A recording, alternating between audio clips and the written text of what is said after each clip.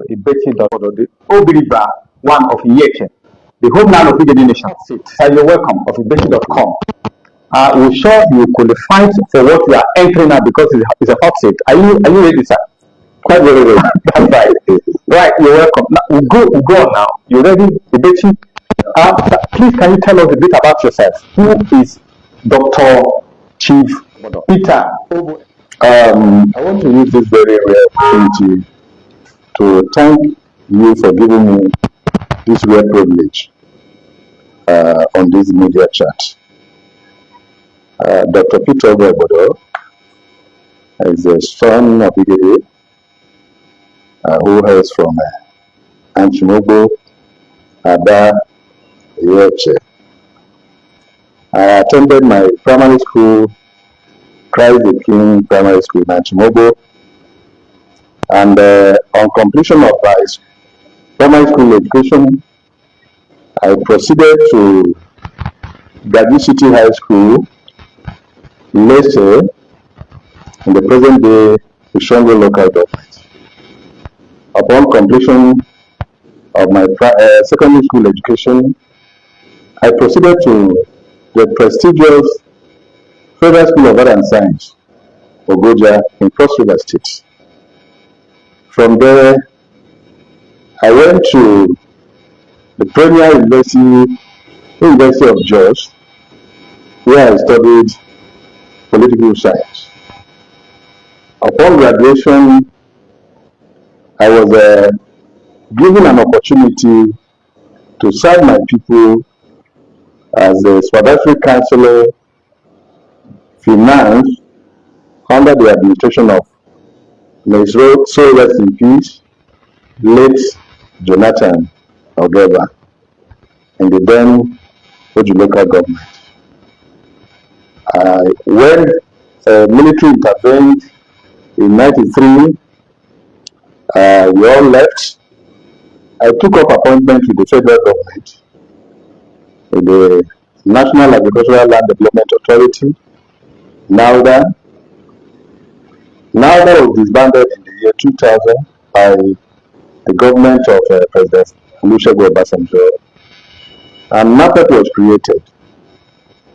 So the scrapped NALDA was merged with the National Poverty Eradication Program, and I was appointed as the State Secretary.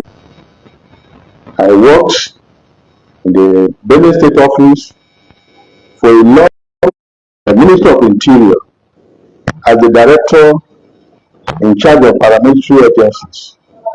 And these paramilitary agencies are Federal Fire Service, Nigeria Correctional Service, Nigeria Immigration Service, the Nigeria Security and Civil Defense Corps.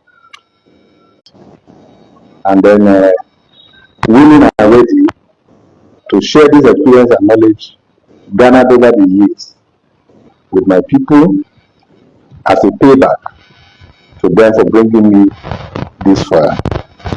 In terms of relationship, based on these work experiences, I've traveled wide.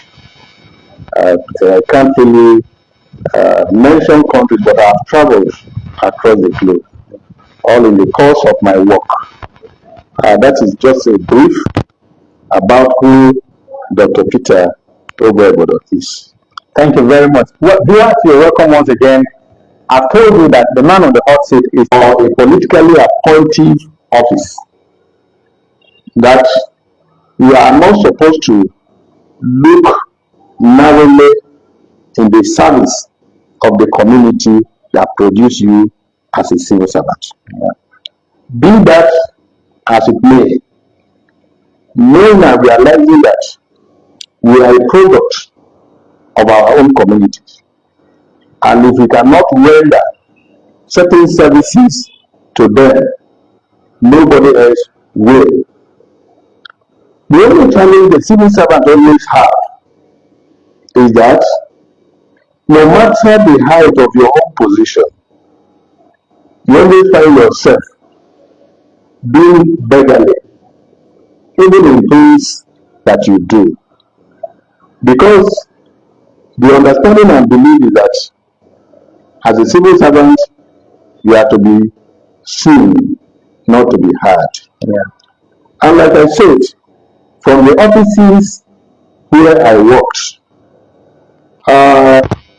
in the National Poverty Eradication Program, while I was the state secretary, a couple of programs that were attracted to Igede land, courtesy of our own effort.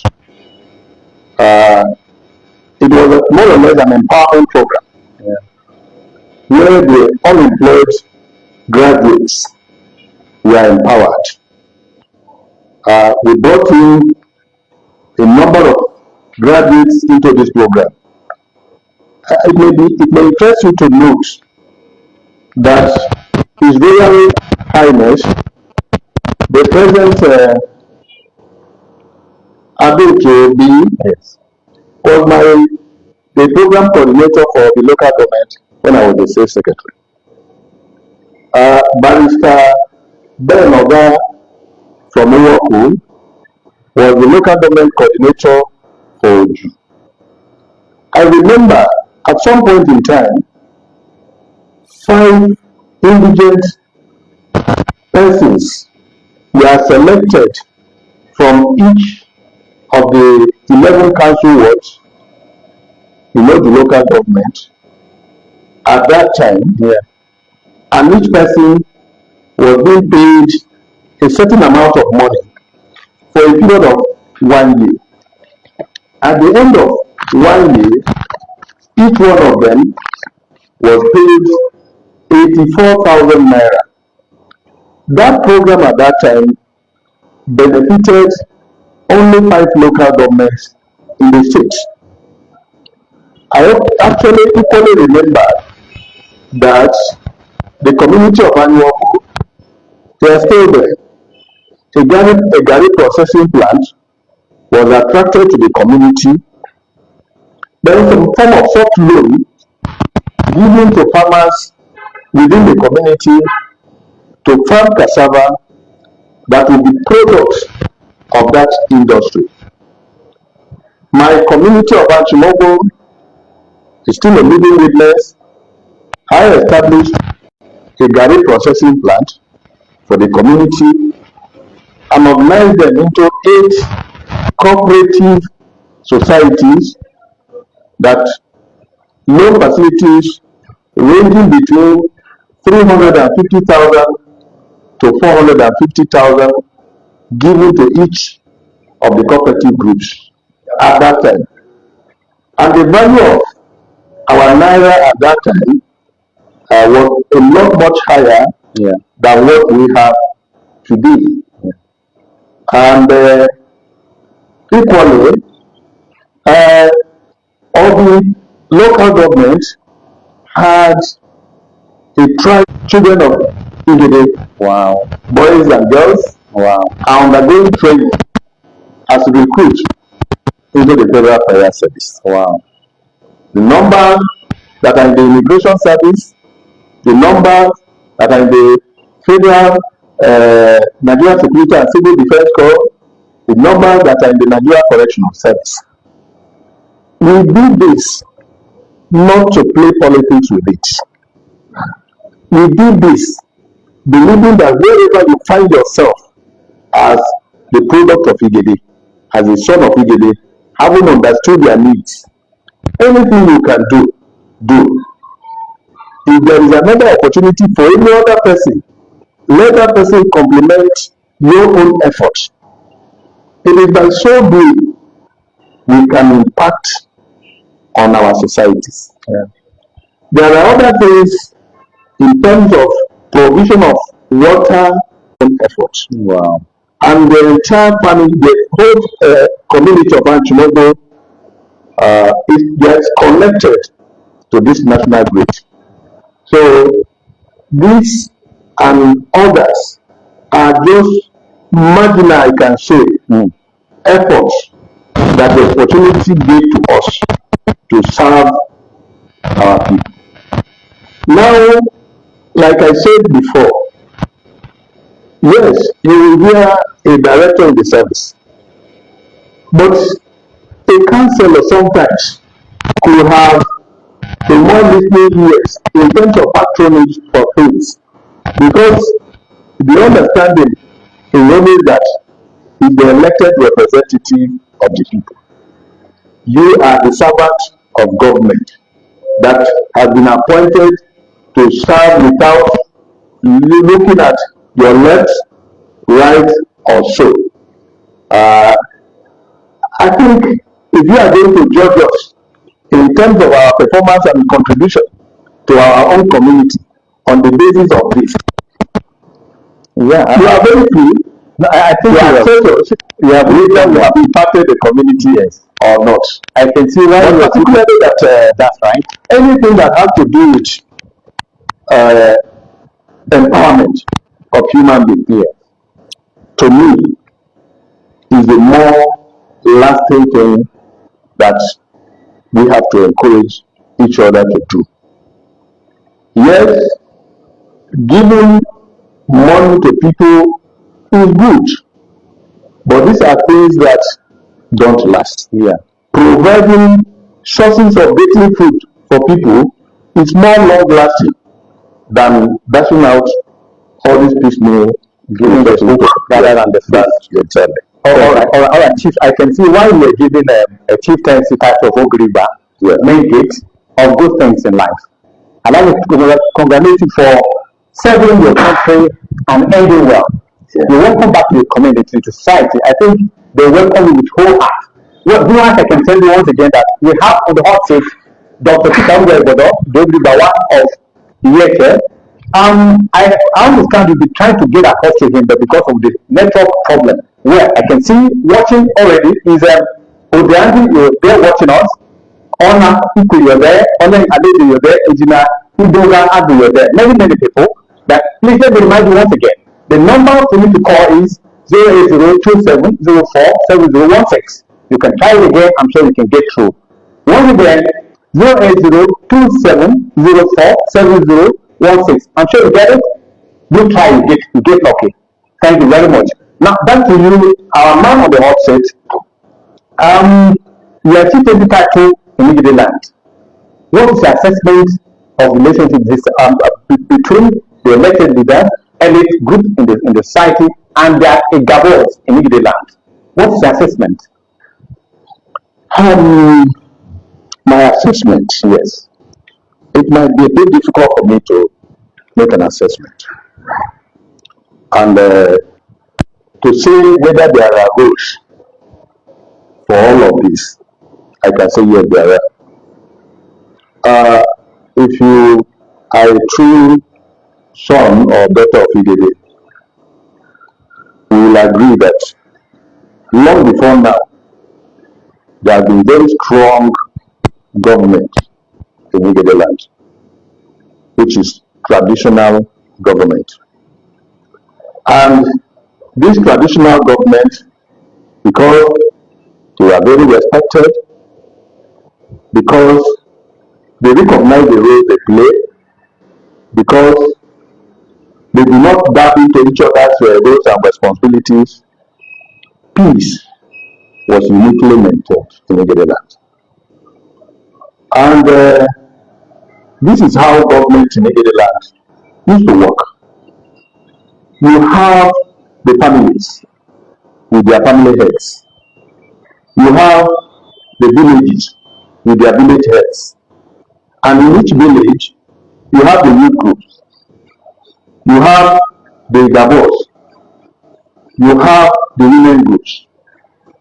And by way of division of labor, each of these groups was given very unique and specific roles to play. And the paramount thing about this type of government was to make sure peace was maintained, was to make sure that economic activities are generated, and then to ensure that there is self-help, because modern government was seen to be far from them. So they construct themselves into this traditional form of government, doing things for themselves, making sure that there was peace. Now that at this time, not that there was no modern government, and I say that modern government was far from our people. But with advancements in technology, population expansion, governmental expansion, modern government expansion, the modern government becomes closer to the people. So whether this closeness of modern government to us can be seen as a cause, I don't know. Because somehow it has made us to gradually shift away from the traditional government that hitherto helped us in maintaining peace, in ensuring unity, in cultivating harmonious coexistence. So, what ought to have happened ordinarily is that there should be a symbiotic relationship between the elites, modern government, and traditional government. So until this happens, you will see that there will be competition where there is not supposed to be. Rather than competition, what we expect is to complement each other's roles and responsibilities. Whereas the traditional institutions try to ensure that our values, our culture, our beliefs are maintained, remain sacred. The political elite is to ensure that modern government play its role with regards to the well-being of our people. So this is where complementarity ought to take place. But this effort at ensuring or demonstrating superiority, I think, has brought about some form of near conflict, rivalries, disunity. Then I do hear, to what extent I don't know, that somehow there are some kind of problems that people complain of in terms of leadership. Yes.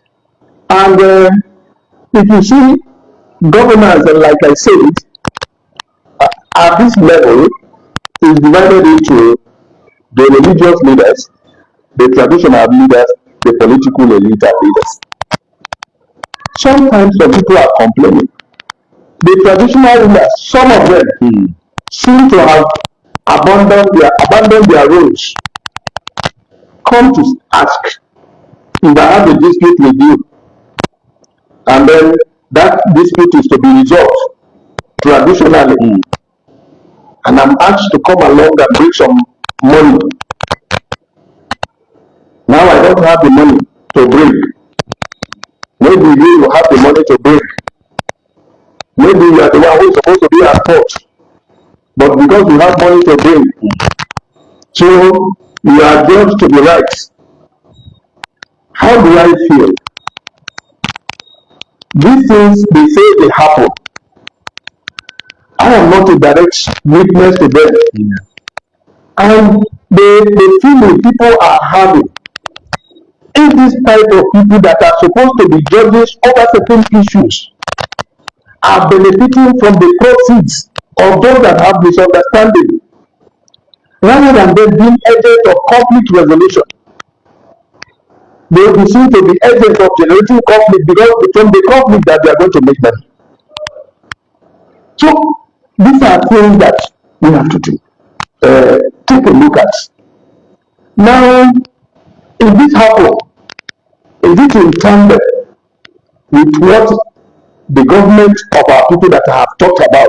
Is it in tandem with it? And like I was trying to tell some people, how unique our government at this level used to be. The villages have what we call Ogia. Yeah. For each village, Ogia is the Supreme Council of all issues, conflicts, all issues in the village. And that is why every village is not referred to as a village, it's referred to as Ogia. because it's the expert body that takes decisions on all issues that affect us. And in every area, every Omega has a stool in the area. Whenever there are issues to be discussed in the area, a town crier is asked to announce that they are obligated in the area. If the Obo decides not to go, that does not mean that whatever decision that is taken in the area on the matter will not be bound, that person will not be bound by it. And you could see the same person who makes a law is the same person who implements a law, is the same person who will punish when somebody breaks the law. So in multiple governments, you have three departments of government: the executive, the judiciary, and the legislature. All of these functions are performed by our own traditional government, but works in one, and they are very effective. Yeah. So what do we do? And again, let me tell you, gradually and dangerously, our system is getting weaker because we continue to abandon and abdicate our roles and responsibilities. This is very dangerous. Now, for any society that will develop, development happens when we have very strong institutions.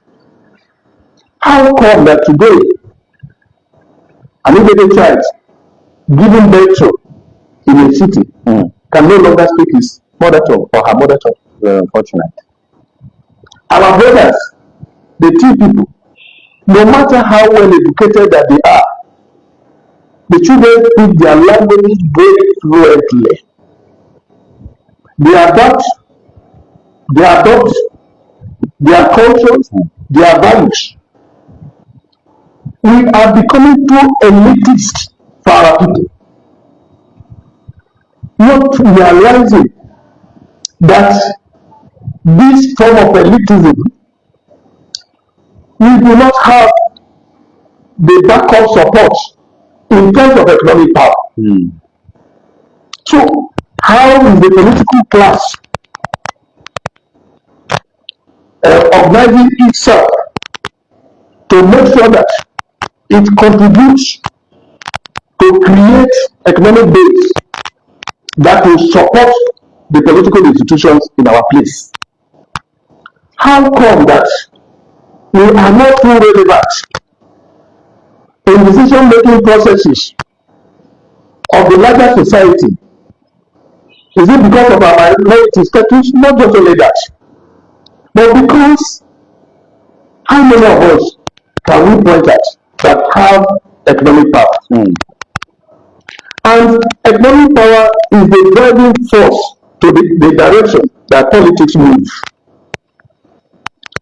So this is an area that I think our political elite, our political class should consciously address their minds to. And that is the more reason why that relationship between the political elite, the traditional elite, and the religious elite. Because if there is no unity and peace at home, whatever form of development that you are thinking of causing back home will be just a mirage. And of recent, we have seen that we have been witnessing more of conflicts than more of development efforts, which is not very healthy for our people. Thank you. Okay. Just you were talking about a rallying point for Igede traditional life, and the crisis that you have just given an anecdote on now is true, but a lot of people are wondering who is to bear the cat. When there are issues, everybody knows the traditional path to resolving it. But when in the modern day now, the modality for making our traditional ruler does not follow the path that gives these people the authority to navigate traditional issues. So people are wondering. They say the chiefs that we have now are political chiefs. So who is to bear the cat now? Yeah, it is not issue of blame game.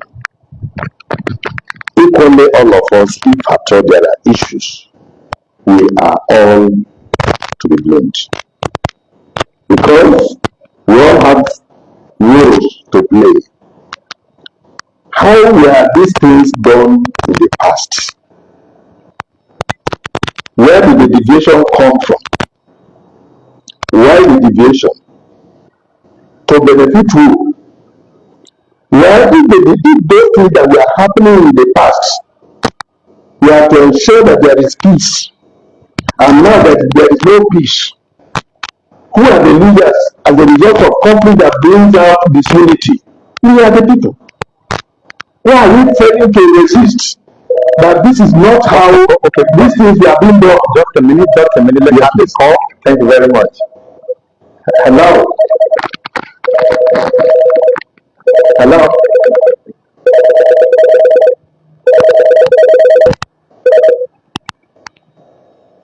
Hello? Hello?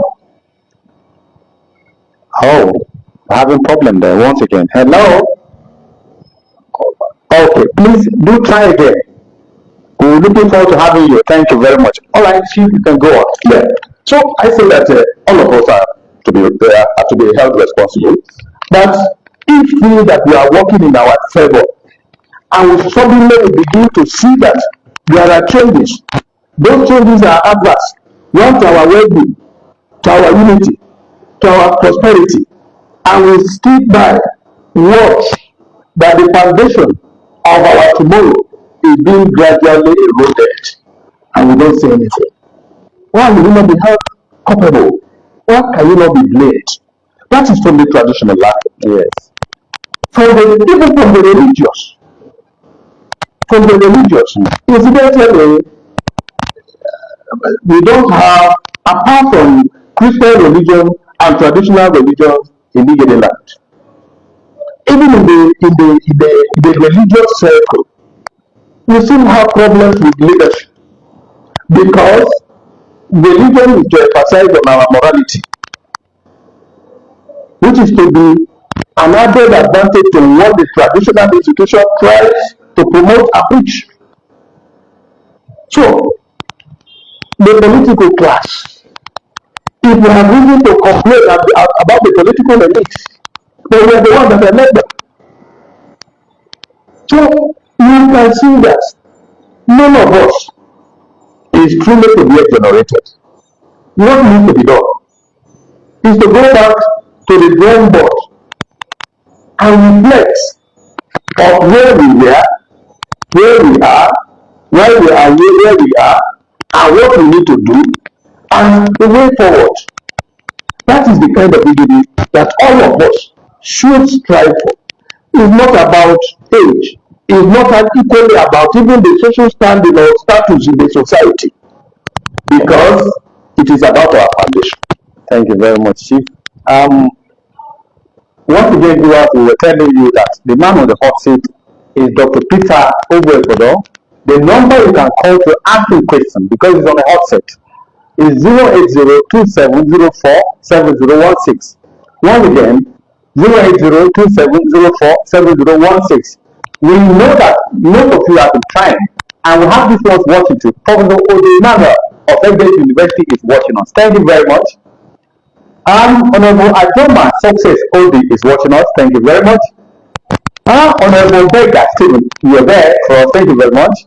And you, Alpha Peter, you're there. Jared Awu, and many others. Thank you very much for being there for us. And now, Chief, the other question I want to ask you, because our time is running out, is the issue of communal crisis in Igede land. What do you think is the way forward? We need to have peace. Now, what is the cost of this? What can we do about it? How can we make this thing in the board so that it does not escalate anymore? We will have a series of them. It's not good, it's not healthy for us. I will address this issue from two perspectives. If you are a social science student and you study conflict, you realize that conflict is part of human being. It's not a positive thing, but conflict is part of human being. And as society grows, so also the needs of the society increase. And these conflicts, they are basically about what? In the world over, conflicts are basically about control of resources. Now, competition over interest. So the population of Igede people is growing. Their encounter with modernity keeps on increasing. And therefore, naturally, there will be continuous increase of interest over resources and who to control them. But is it healthy for us? No. And not as if it is peculiar to us. Yeah. But because of our uniqueness in terms of relationship, we feel that since we are all children of one person, what belongs to it should be seen and rejoiced over by others. But the Igede of today is deviating from the natural law of our forefathers. That lack of love is the one that is heightening this dangerous interest that cannot be contained by peace efforts. Until we go back to the law of our forefathers, where what you have is considered by me as my own success, there is no amount of effort that you make. And again, why do we allow our children to inherit the disaffection that we have with our own brothers? That this conflict that I have with my brother must continue even after me. That is not healthy enough. Yes, people can disagree over issues. People can disagree over principles. People can disagree over things that they do not like. But there is always a platform provided by our own system to address those things. So why have we run away from them? Okay. All right. So the way forward, yes, like I said, yes. In summary, yes, the old law. Thank you very much. Chief, you aspired to the House of Representatives in the last round of the election 2023. Another round is already coming on us now. What are we expecting from you? Are you still going to throw it in, or you are backing out? No more interest, no more aspiration from you? Correct. I want to say that in 2019, yes, I contested the election. Yes. In 2023, I did. Okay. And as a student of politics and political scientist, I'm a Democrat.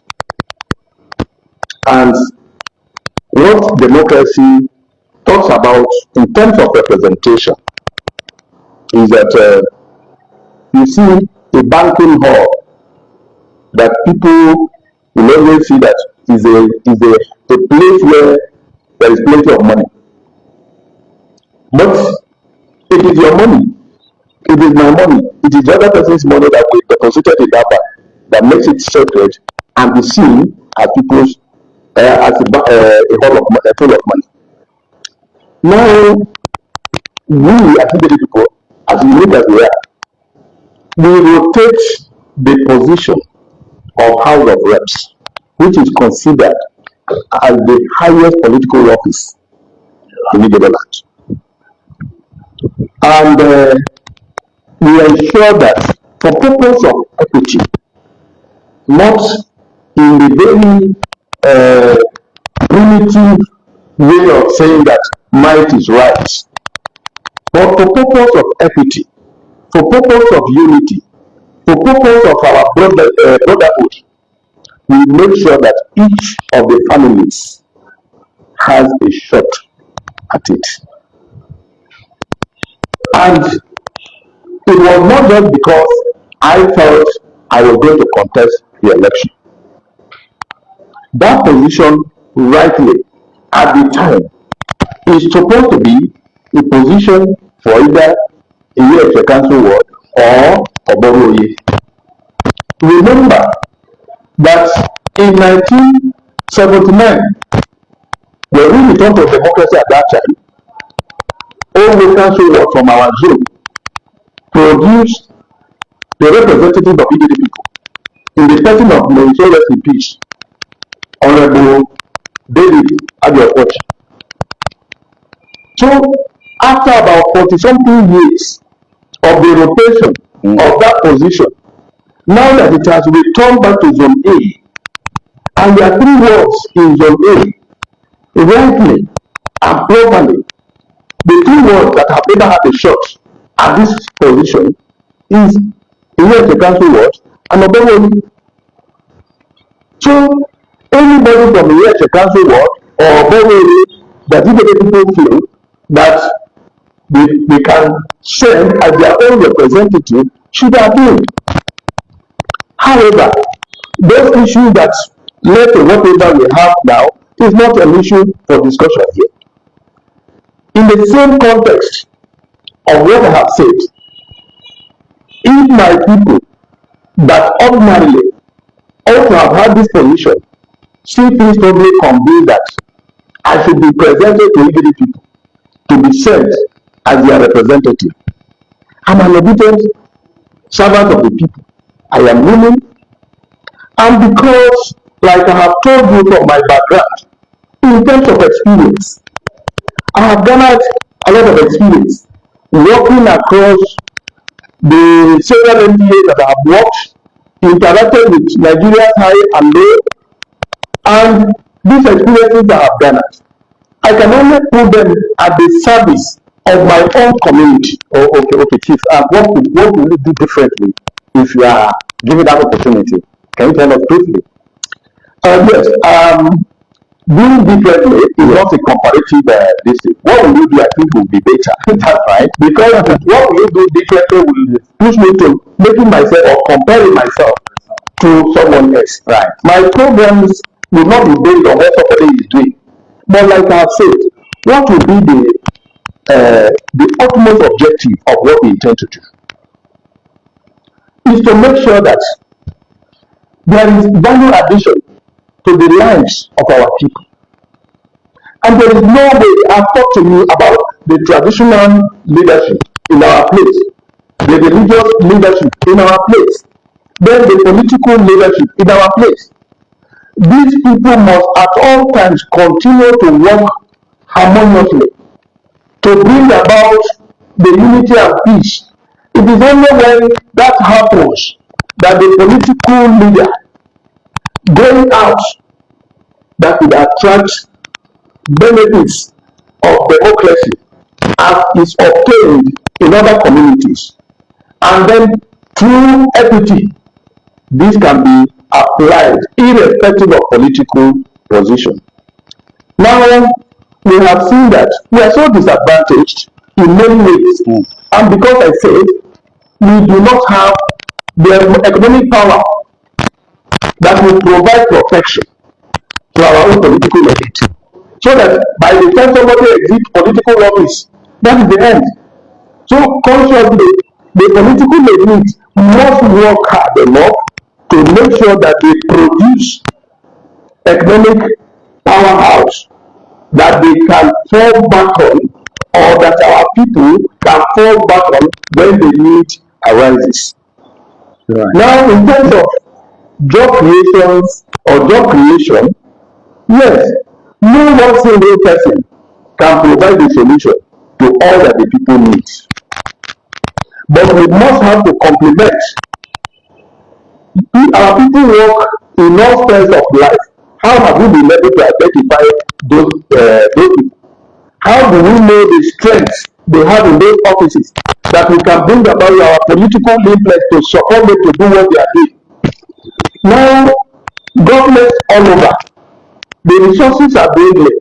So meeting the needs of people becomes a Herculean task. And therefore we must have to find a way of looking inwards. How are people doing this? They are doing this through partnership. Some of the partnership can be local. Some of them can be international. How do we identify relevant partners that can join us in the development efforts of our communities? This is the way people are doing. And these are challenges that we can take on. And with the support of the people, we can achieve this. All right. James, basically, we're going gradually to the end of this session, probably some other times, but in a lifetime mode, Chief, you celebrated your birthday last year, and it was a wow issue. What are we expecting from you this year? You're going to be there. The Lord is fast here with us. What are you planning for your birthday? You see, we actually started some activities that would have culminated in the actual celebration of the birthday. Midway, we have to abandon the actual celebration. What did happen that led to that? There were crises that involved our people with their neighbors. And we felt having to celebrate birthday was not as important as commiserating with our people that we are in need. And how have these situations changed? Those people that made up not to have formal celebration, how have their situation, their material, their social conditions, how have they changed? Yes, having lavish celebration of birthday is important. But again, there are people out there that even having a meal in a day become a huge challenge. So why will I be rejoicing? Rather than having any lavish celebration, it would be better if I can add a meal to a family that cannot have 1 meal in a day. So we are still thinking with my team to decide whether that day we visit homes, we see 1 or 2 families to sit down and see what we can do to put smile on the face or faces of 1 or 2 persons. To us, that will be the celebration that will make meaning to us. Thank you very much, Chief Dr. Peter Obo Egbodo. Our guest of today, you've done justice to all the questions. It's always good. That could be why my friend was always after having you. We can see the reason. Well, probably you don't know, the man of the hot seat is from the homeland of all the people. Is more or less our father in Igede land. Our father, we are happy to have you. Thank you very much, our father. Thank you. Just to basic. Thank you so much, we thank you so much for this opportunity for the Ogirigba one of the year, and then the only one of the Igede land. This is and then the icon was awarded by the Obi traditional area traditional council. Okay, congratulations again and again on that. Actually, there have been reactions from those people who have been following, some from the United States and Canada and the rest of them. But this particular one by Omeka Sam is asking about the specific things you want to do for Igede if you return to the race in 2027 for House of Reps. But I'm sure you have already taken care of that situation. So Omeka, but if there is any other area you have a reservation, you can still please put your comment on the chat pane there. As our guest is internet compliant, we will read through and answer you because we're already run out of time. We want to sincerely thank you for this opportunity. As the conversation, particularly because I'm more interested in the 2027 conversation, as this has kick-started, we'll keep coming to you to shed light on some of the issues that will actually define that time when it comes. Thank you one more time. And maybe there is something we did not ask you, which you would like to put across to Benue electorate, particularly of Obi Federal Constituency. You can say it, and then we will shut down. All right. Like somebody had said, there is one misgiving people have of the three arms of government. Their roles and responsibilities are different. And for every messenger, it is the master who defines the message. One mistake we've been making over the time, the Igede people that are the masters should be able to define the message they want to send their representative. And it is on the basis of a specific message that will be able to assess whether your representative is performing or not. It is on the basis of that accountability can be called for. Now, if you do not have a common program that is of Igede, anything I say, anything I do, it is like I am the one sending myself. So I would want the elite to for once organize themselves in a way that would define an agenda for Igede, and then measure this agenda vis-a-vis of the capacity of those people that you want to send, because you are the one who knows the quantum, the weight, the importance of the message you want to send. So for the person that will deliver, you have to be able to assess the capacity of the person to deliver that message. Or yes, run that ever for you. Again, I want to say that it is always a misnomer for the representative of the people to see themselves as leaders. They are not leaders. In politics, the sovereign who is the electorate is the leader. You are just a servant of the people. But the situation we see today, there is just this struggle for leadership. I want to enjoin ourselves. Support APC as a ruling party in the state. The government of Ada earlier in the state is doing well. So our people need to be part of this government. Support the government of the President, Federal Republic of Nigeria, Senator Tinubu, Bola Tinubu, support the government. And all our children, let us take this very seriously, and whatever decisions that will come from the Epwedii, let us see how we can encourage those that are in position to implement them, so that they will affect our